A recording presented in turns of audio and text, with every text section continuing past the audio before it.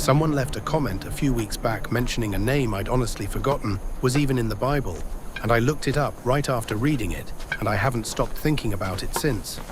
In a village whose name literally means nothing, a broken man was hiding from a king who could kill him with a single word. He hadn't walked properly in over 20 years. And that king was about to give him a permanent seat at his own table. His name is Mephibosheth, grandson of King Saul, son of Jonathan, David's closest friend, the man who once gave up his own claim to the throne so David could have it. Here's what you need to understand about ancient kingdoms. When a new king took power, the previous king's bloodline didn't get invited to dinner. It got eliminated. Every surviving heir was a threat, a rival claim waiting to happen. Killing them wasn't cruelty back then, it was standard political survival. So when David finally secures the throne of Israel, and he asks one simple question, "Is there still anyone left of the house of Saul that I may show him kindness?" Every servant in that room should have felt the temperature drop. Because that question, from every other king in that era, meant one thing. Find them so we can finish this. A servant named Ziba steps forward. "Yes," he says, "there's still one. Jonathan's son, crippled in both feet, living in a place called Lo Debar. Lo Debar, the name means no pasture, nothing grows there. It's the kind of place you go when you want to disappear completely. Here's how Mephibosheth ended up there in the first place. When news reached the palace that Saul and Jonathan had both died in battle, panic broke out. His nurse grabbed him, he was only 5 years old, and ran. In the chaos of fleeing, she dropped him. He never walked the same again. A 5-year-old boy, lamed by someone else's fear, hidden away for 2 decades in a town named after nothingness. And now the king who could execute him has just found out exactly where he is. If you've been with me since the Enoch episode, you know I keep landing on these characters the Bible barely mentions. The ones history almost lets slip through the cracks. Mephibosheth is the same kind of name. Easy to skip past, impossible to forget once you actually stop on it. Can I tell you something true for a second? There was a stretch of my life where something happened to me that genuinely wasn't my fault. And I still spent years hiding from anything that felt like it might expose it. I kept assuming that whatever broke back then had already decided the rest of my story. That's why this one stopped me. Mephibosheth didn't drop himself. He didn't choose Lo Debar. Someone else's panic put him there, and he still carried it like it was his own failure for 20 years. If you've ever felt like something that happened to you, not even your own fault, just something that broke in a moment of chaos you didn't cause, has kept you hiding ever since, stay with this one, because what David does next isn't what any king in that era was supposed to do. Subscribe now, because the reason David goes looking for Mephibosheth has nothing to do with the throne at all, and everything to do with a promise made 20 years earlier that almost nobody remembered. Mephibosheth is brought before David. He falls on his face. Every instinct in him is screaming that this is the end.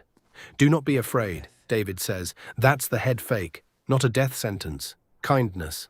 I will show you kindness for Jonathan, your father's sake." There it is. Years before, Jonathan and David had made a covenant, a promise that whatever happened to either of them, they would protect each other's family. Jonathan died at Gilboa, never knowing if David would remember. David never forgot. But David doesn't stop at safety. He restores to Mephibosheth all the land that belonged to Saul, his grandfather. And then he says something that should stop you completely. "You shall eat bread at my table continually." Not as a guest, not as a rescued fugitive who gets one nice meal before being sent away. Continually, permanently, like family.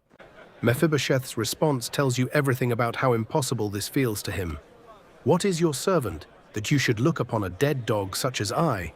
He still sees himself as nothing. The king has already decided otherwise. Here's the detail almost nobody catches, and it's sitting right at the very end of the chapter, easy to skim past. After describing Mephibosheth eating at the king's table like one of David's own sons, the text adds one more line, almost like a footnote. He was lame in both his feet. Why repeat that? We already know he's crippled, the story told us in the opening verses. Because that's the whole point being made. At the king's table, seated among the king's own sons, nobody could see his legs. The brokenness that had defined his entire hidden life for 20 years simply didn't matter anymore in that room. He wasn't healed. His feet never worked right again. But at that table, it stopped being the thing that defined him. 2 Samuel 9 says it plainly. Mephibosheth ate at the king's table like one of the king's own sons, and he was lame in both his feet at the very same time. Restoration didn't require the limp to disappear first. The seat came before the healing ever did. For Mephibosheth, the seat was the healing. Picture that village named Nothing one more time. A man who spent 20 years believing that whatever happened to him as a 5-year-old had already decided the rest of his story. And then a king who had every reason in the world to leave him hidden went looking for him instead, not because of anything Mephibosheth had done, but because of a promise made on his behalf before he ever understood what it meant. Maybe you've got a Lo Debar of your own, a place you've been hiding since something broke you that wasn't even your fault. A limp you've assumed disqualifies you from ever sitting at any table that matters. The king already knows exactly where you are, and he's not coming to finish what broke you. He's coming to set a place for you at his table, the limp and all. Amen. That's the story of the man from nowhere. If this one opened something up for you, subscribe and tell me in the comments what your own Lo Debar has looked like. I read everyone, and it might just shape next week's episode. I'll see you in the next one. Same time, same story behind the story.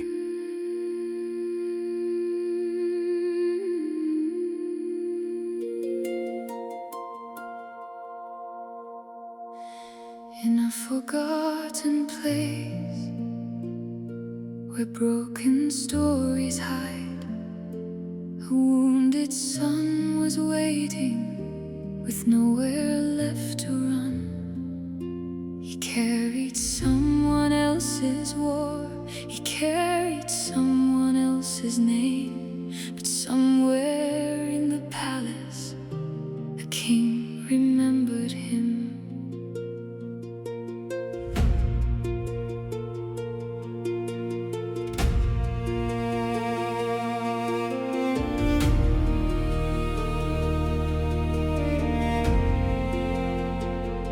Mephibosheth was hiding far from the throne.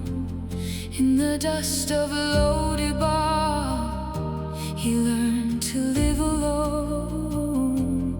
Crippled from a childhood fall, afraid of what might come, for he was born from Saul's own house, and David now had won. Then footsteps came to find him and called him by his name. The king has sent to bring you home, and nothing stayed the same. He came before King David and fell down to the floor, expecting condemnation.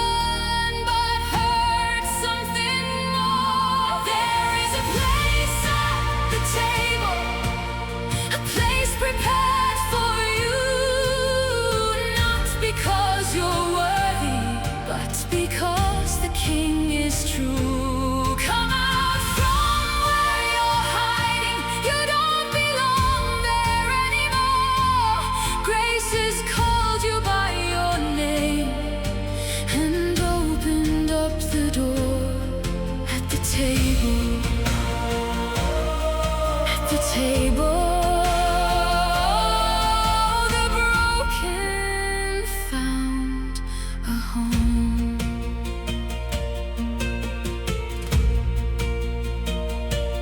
David looked upon him and remembered Jonathan. A promise made between two friends was living once again. Do not be afraid, he told him. I will show you kindness still.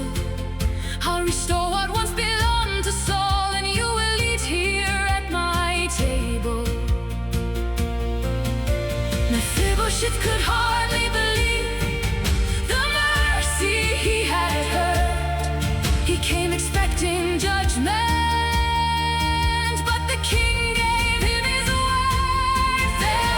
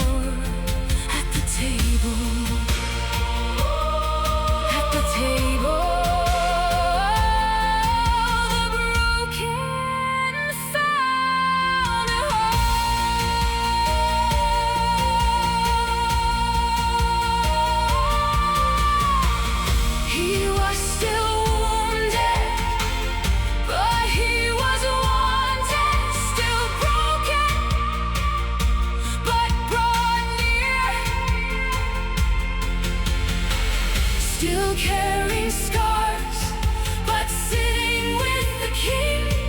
He didn't have to become whole before he was welcomed home. Mercy remembered his name. The king called him near.